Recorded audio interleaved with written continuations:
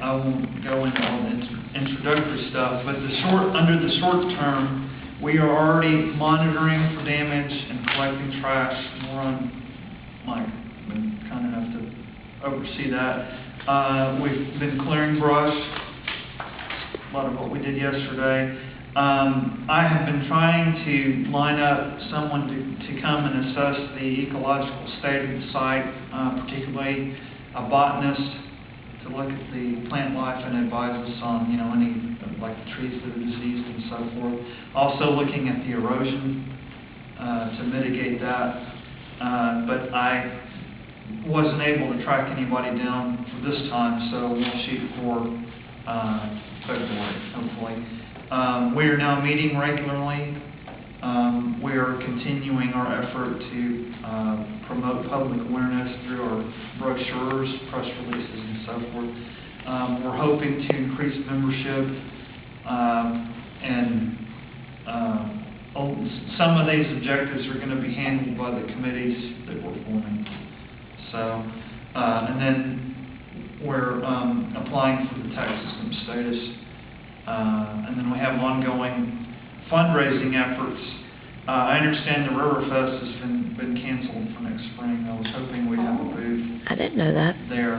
So Cynthia said she thought they would have some kind of event that would replace it, but that wouldn't be as big. I've never been, so I was going to come in the spring. But there are other opportunities. We could start having annual or special events that are specifically designed to raise funds, such as a decoration day, Founders Day, guided tour of the cemetery. We could have a reunion for the descendants or other people that are interested in the cemetery. We could have, a silent auction, some kind of gala. And all of that, of course, we're going to have a fundraising committee that is going to coordinate that, hopefully. And then we have ongoing research, I mentioned, with the Civil War, and we continue to work online.